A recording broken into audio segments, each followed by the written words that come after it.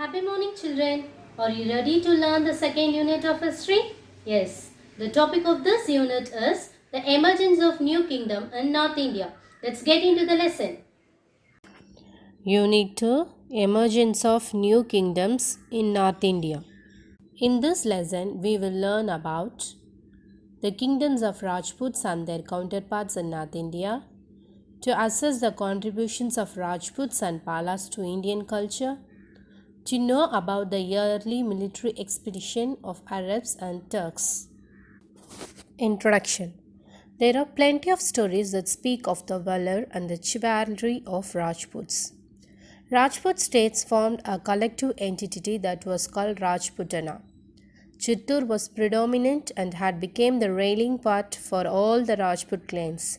It was small compared to Malwa and Gujarat, yet the Rajputs ruled over these states. In commemorations of the victory of Rana of Chittor over Malwa, the Jayastamba, the Tower of Victory, was built in Chittor.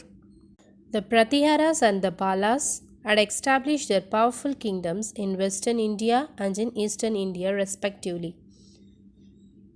The decline of Pratihara kingdom led to the rise of Palas in Bengal and Chauhans in northwestern India. India's Islamic period might have begun in the immediate contest of Arab conquest of Sindh, but the resistance shown by the kings of Kanauj, especially of Yasovarma, and later by Rajput chiefs of kings who led Kanauj and most of the northern India until the middle of the 10th century, made it impossible. Origin of the Rajputs. The word Rajput is derived from the Sanskrit word Rajputra, which means the scion of the royal blood. After the death of Asha in AD 647, various Rajput clans established kingdoms in different parts of northern and eastern India. Their three principal houses are Suryavanshi, or the rays of sun, the Chandravanshi, or the rays of moon, and the Agnikula, or the rays of fire god. Among those who claimed descent from solar and lunar lines, Chandelas of Bundelkhand were predominant. 36 royal Rajput clans were listed by the Oriental scholar James Todd. Among them, 4 claimed a special status: the Pratiharas, the Chauhans, the Chalukyas, known as Solankis, and the Paramaras are the of powers. All the 4 were the Agnikula region. Here we will see the Pratihara clans of Rajputs. The Pratihara, or the Gujara Pratiharas, is one of the 4 prominent clans of Rajputs ruled from Gujara. In the 6th century AD, Harichandra laid the foundation of the Gurjara dynasty. Nagapata I was the first and the prominent ruler of Pratiharas. In the 8th century, he ruled over Broch and Jodhpur and extended his dominance up to Gwalior. His attempt to control over Kanauj brought him to conflict with the Pala ruler Dharmapala. Vatsaraja's successors Nagapata II and Ramabhadra did not do anything impressively. Mihira or Bhoja is the son of Ramabhadra.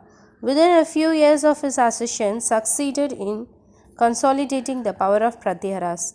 As a strong ruler, Bhoja was able to maintain peace in his kingdom. After Bhoja, the Pratiharas empire continued its full glory for nearly a century.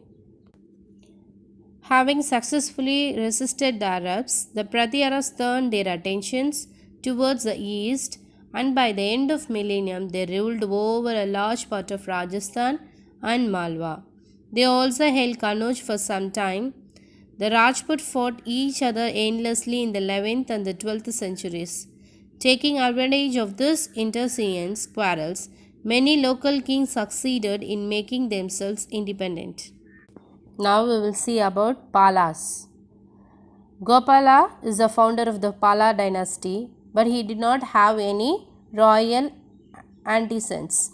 He was elected by the people for his superior capabilities. During his reign from 750 to 770, Gopala laid the foundation for the future greatness of this dynasty in Bengal. Dharmapala is the son of Gopala, had made the Pala kingdom a most powerful force in the northern Indian politics. He led a campaign against Kanauj. He was a great patron of Buddhism. He founded Vikramashila monastery, which became a great center for Buddhist learning. Dharmapala was succeeded by his son Devapala, who extended Pala control easternwards into the Kamarupa in Assam. Devapala was also a great patron of Buddhism. He has gifted 5 villages to Buddhists. He also constructed many temples along with monasteries in Mahada. According to the historian, the reign of the Dharmapala and the Devapala constitute the most brilliant chapter in the history of Bengal. After Devapala, 5 rulers ruled the region insignificantly. The kingdom attained unprecedented glory. Mahipala I was the most powerful ruler of Pala dynasty. He is called the founder of the second Pala dynasty. The decline of Pratiharas gave the Palas an opportunity to take a leading role in the North Indian affairs, but he could not extend his domain beyond the Banaras because of impressive campaigns of the Chola king from the south, Rajendra Chola. Mahipala restored the old glory of Palas. He constructed and repaired a large number of religious buildings of Banaras, Sarnath and Nalanda. The Pala dynasty declined soon after the death of Mahipala and gave way to the Sena dynasty. Now we will see about the Chauhans. The Chauhans ruled between AD 956 and 1192 over the eastern parts of the present-day Rajasthan, establishing their capital at Sakambari. This Rajput dynasty was founded by Simharaji, who was popularly known as the founder of city of Ajmer. The Chauhans were the feudaries of the Pratiharas and staunchly stood by them to check the Arab invasion. The last of Chauhan kings, Prithviraj Chauhan, was considered the greatest of all the Chauhan rulers. He defeated Muhammad Ghori in the first battle of Tarain, fought in 1191. However, he was defeated and killed in the second battle of Tarain in 1192. We will see the contributions of Rajputs to art and architecture. First, we will see the art. Rajput courts were centers of culture where literature, music, dance, paintings, fine arts and sculptures flourished. A specific style of Rajput painting, often focusing on religious themes, emerged at Rajput courts. Their style of painting is called Rajasthani. The Rajasthani style of painting can be seen at Bikaner, Jodhpur, Mewar, Jaisalmer in Rajasthan. The Rajputs were great builders. Some of the important examples of Rajput buildings are the strong fortresses of Chittorgarh, Ranthambore and Kumbhalgarh, Mandu, Gwalior, Chanderi and Asirgarh. The domestic architectures of Rajputs are the palaces of Mansingh at Gwalior, the buildings of Amber and the lake palaces at Udaipur. Many of the Rajput cities and the palaces stand among the hills in forts or by the side of the beautiful artificial lakes.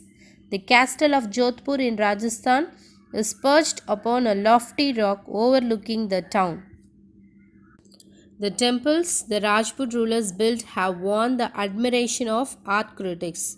The temples of Khajuraho, the Sun temples in Konark, the Dilwara Jain temple constructed in Mount Abu, and Kandariya temple at Madhya Pradesh are the illustration example of their architecture. The Khajuraho in Bundelkhand has 30 temples. In Shikaras of Khajuraho temples are the most elegant. The exterior and the interior parts of the temples are adorned with very fine sculptures. Those temples are dedicated to Jain, Tirthankaras and the Hindu deities like Shiva and Vishnu. There are 16 Hindu and Jain temples of Ossian, which is 32 miles away from Jodhpur. We'll see about the Jain temple at Mount Abu as a white marble hall and a central dome of 11 concentric rings and richly curved ceiling and pillars. Contributions of Palas to culture. The Palas were adherents to the Mahayana schools of Buddhism. They were generous patrons of Buddhist temples and the famous universities of Nalanda and Vikramashila. It was through their missionaries that Buddhism was established in Tibet. Under Pala patronage, a distinctive school of art arose called the Pala art or the Eastern Indian art. Pala artistic style flourished in present-day states of Bihar and West Bengal and also in present-day Bangladesh. It was chiefly represented by bronze sculptures and palm leaf paintings celebrating the Buddha and the other divinities. The Pala bronze sculptures from this area played an important part in the spread of Indian culture in Southeast Asia. We will see the advent of Islam to India. Islam as a religious faith originated at Mecca in Arabia. The founder of the Islam was Prophet Muhammad. The followers of the Islams are called Muslim. In Islamic state, especially the one ruled by a single religious and a political leader, was known as Caliphate. Caliph means a representative of Prophet Muhammad. Two early caliphates were Umayyads and the Abbasids. Both of them expanded the rule separately by their conquest by the preaching the principles of Islam. In 8th century India, the Arab presence appeared in the form of Muslim army that conquered the Sindh, but their further expansion was made impossible by the kings of Gangetic Plains and the Deccan. By the end of the 9th century, with the decline of Abbasid Caliphate, the Arab garrisons in India and elsewhere threw off Caliph's control and began to rule independently. Now we will see the Arab conquest of Sindh and its impact. In 712 AD, Muhammad bin Qasim, who was a commander of Umayyad king, invaded Sindh. Qasim defeated Dahir and captured the Aror, the capital of Sindh, and also extended his conquest. He organized the administrations of Sindh. The people of Sindh were given the status of protected subjects. There was no interference in the lives and the religions of the people. The Arab scholars visited Sindh and studied many Indian literary works. They translated many Sanskrit books on astronomy, philosophy, mathematics, and medicines into Arabic.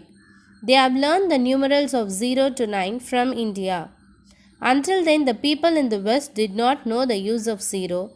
Through the Arabs, Europe gained more knowledge in mathematics.